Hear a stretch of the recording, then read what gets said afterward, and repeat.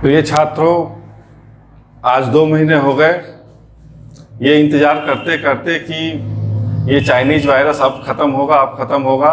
तमाम सरकार द्वारा उपाय किए गए, हम लोगों ने भी किए। सोशल डिस्टेंसिंग से लेकर के मास्क पहनने से लेकर के हाथ धोने से लेकर के तमाम उपाय किए गए, लेकिन अब ऐसा लग रहा है कि इस वायरस के साथ हम लोगों को जीना पड़ेगा और उसके साथ एक रास्ता निकालना पड़ेगा। अब हम लोग क्लास तो चला नहीं पा रहे हैं और 1-2 महीने में हम लोग भी ऊब गए हैं कि बच्चे कैसे होंगे, उनकी तैयारी कैसी हो रही होगी। और अब यही एक रास्ता बचा कि टेक्नोलॉजी का यूज किया जाए और इस टेक्नोलॉजी में ऑनलाइन क्लासेस का जो है महत्व तो समझ में आ रहा है। और मैं आप लोगों को ऑनलाइन क्लास ही लूँगा। हालांकि ऑनलाइन क्लास और ऑफलाइन क्लास दोनों में अंतर है, काफ़ी अंतर है, लेकिन इस विषम परिस्थिति में कुछ तो चले, ऑनलाइन ही क्लास चले। तो इसके लिए हमने अपने वीडियो तैयार करना शुरू कर दिया है। इसमें भी तमाम चीज़ें हैं और वीडियो तैयार मैं कर रहा हूँ आप लोगों के चैप्टर्स के। जो भी बच्चे बैंक, एसएससी, रेलवे, एसआई की तैयारी कर रहे हैं, हम लोग को तैयारी करने में पीछे नहीं हटना है। मैं और हमारे टीचर, यथार्थ एकेडमी का पूरा परिवार आपके साथ खड़ा है और विषम परिस्थितियों में भी आपके साथ खड़ा है। लेखपाल की वैकेंसी आए तब भी हम लोग ये जज्बा रखते हैं कि 10 दिन के अंदर आपकी तैयारी पूरी करा देंगे और 15 दिन का भी अगर मौका मिले तो एसआई का भी हम लोग करा सकते हैं। लेकिन थोड़ा बहुत कुछ पढ़ते रहे हम लोग। इसके लिए हिंदी के कुछ वीडियो डाले गए हैं, मैथ्स के भी कुछ डाले जा रहे हैं। जो बच्चे एसएससी की तैयारी कर रहे हैं उनके लिए इंग्लिश का भी डाला जा रहा है। मैथ्स का भी मैं अपना कुछ चैप्टर्स का डालूंगा और जो कॉम्प्लिकेटेड चैप्टर हैं उस पर तो हम लोग को हमेशा ध्यान देना पड़ेगा। तो इसलिए मैं आपसे यही कह रहा हूं कि आप मेहनत करने की आदत को अभी भी बदलिए नहीं, आराम से बैठिए नहीं। हो सकता है वैकेंसी आए अचानक और 15-20 दिन के बाद एग्जाम होने लगे, तब उस समय तो दिक्कत हो जाएगी। इसलिए चैप्टर बाय चैप्टर जो है आपको पढ़ना है। सबसे पहले हम लोग को प्रीवियस ईयर्स के क्वेश्चंस पेपर्स को लेकर के एक माइंड मेकअप करना है कि किस टाइप के क्वेश्चंस हैं, किस टाइप के क्वेश्चंस को पढ़ना है, क्या उसका सिस्टम होना चाहिए, क्या कॉन्सेप्ट होना चाहिए, किस लेवल के क्वेश्चन को टच करना है। चैप्टर तो एक ही होता है, लेकिन उसी चैप्टर से क्वेश्चन आपके आईएएस में भी आता है और उसी चैप्टर से क्वेश्चन आपके एसएससी में भी आता है, कलर ग्रेड में भी आता है, बैंक क्लर्क में भी आता है। तो सिचुएशन की बात होती है, स्थिति परिस्थिति की बात होती है कि उस क्वेश्चंस को हम लोग कैसे टैकल करते हैं। ओवरऑल किसी भी चैप्टर्स को टैकल करने के लिए उसका कॉन्सेप्चुअल जानकारी बहुत जरूरी है।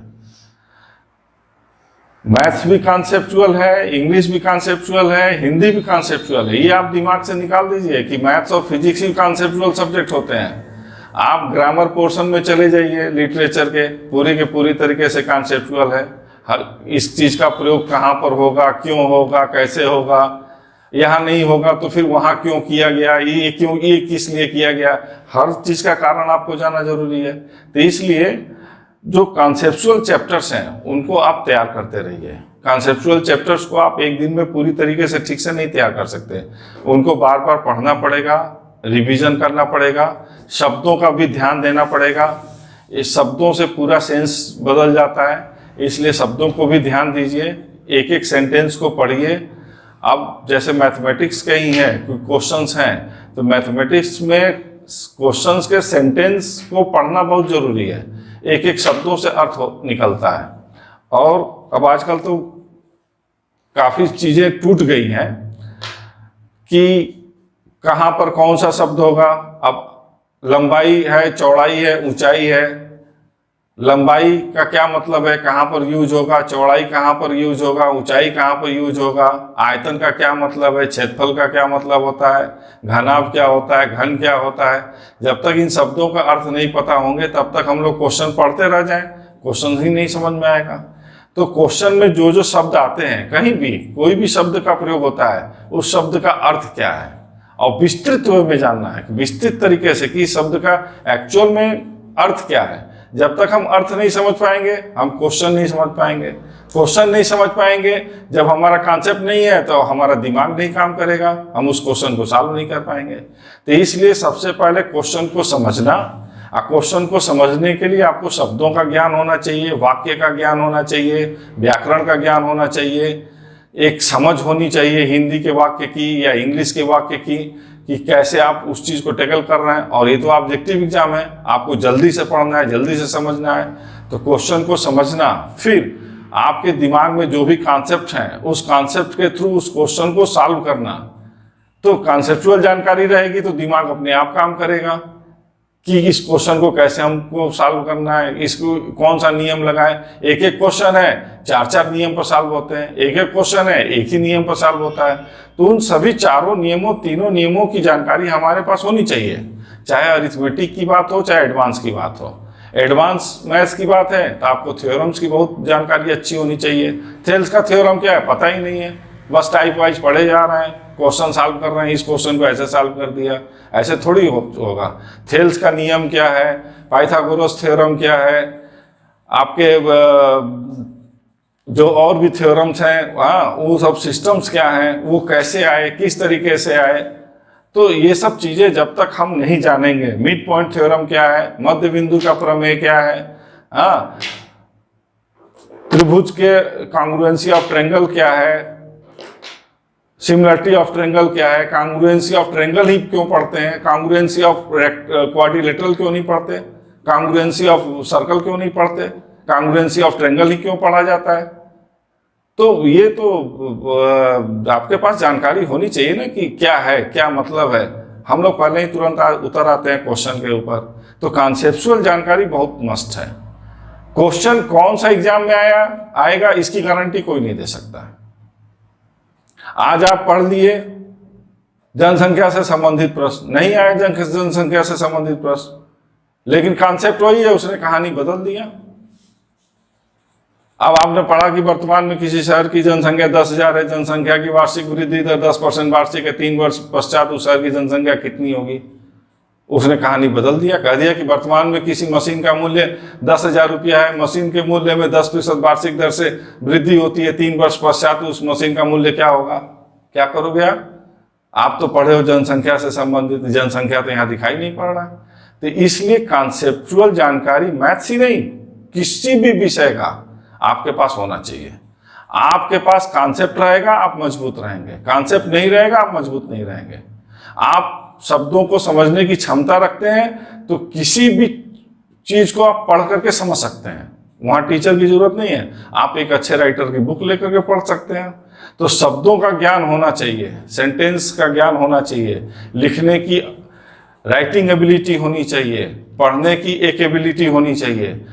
ये जब तक आपके पास नहीं रहेगा आप किसी भी एग्जाम को नहीं निकाल पाएंगे। सबसे पहले तो आपको ये डेवलप करना है। किसी कहीं कहीं पर शब्द, अब मेडिकल के शब्द अलग हैं, बायोलॉजी के शब्द अलग हैं, मैथ्स के शब्द अलग हैं, हिंदी के शब्द अलग हैं, इंग्लिश के शब्द अलग हैं। तो उन सब शब्दों का कलेक्शन, शब्दों का अर्थ, ये तो आपके होमवर्क है, ये आपको स्वयं करना चाहिए। शब्दों को कलेक्ट करिए, आप देखते रहिए कौन से शब्द यूज हो रहे हैं ज़्यादा, उन शब्दों के विस्तृत अर्थ क्या हैं, ये तो आपको स्वयं करना चाहिए। और दूसरी बात, कोई भी एग्जाम को अगर टैकल करना है तो सबसे पहले आप देखिए कि उस परीक्षा में प्रीवियस ईयर्स के क्वेश्चंस क्या हैं, और उस क्वेश्चन के आधार पर 3 वर्ष का आप क्वेश्चन पेपर ले लीजिए, और 3 वर्ष के क्वेश्चन पेपर से आपका दिमाग अपने आप कह देगा कि आपका अगली बार यही क्वेश्चन आएगा।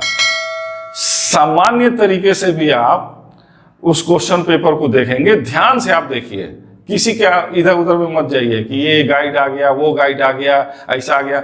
आप प्रीवियस ईयर्स के 2-3 वर्षों का क्वेश्चन पेपर अपने पास रखिए, क्वेश्चन को आप ध्यान से पढ़िए। अब इसके बाद आप अपने दिमाग से पूछिए कि अब कैसा क्वेश्चन आएगा, वो अपने आप बता देगा, अपने आप आपका दिमाग बता देगा। उसी क्राइटेरिया से आपको तैयारी करनी है।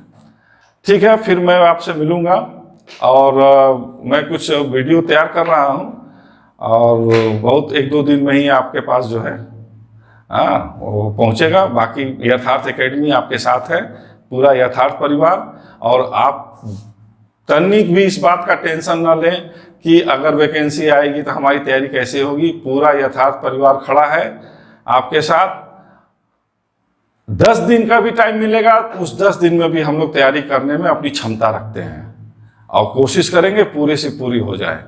तब तक आप इस वीडियो को लाइक करते रहिए, सब्सक्राइब करते रहिए, देखते रहिए और आनंद लेते रहिए। Thank you.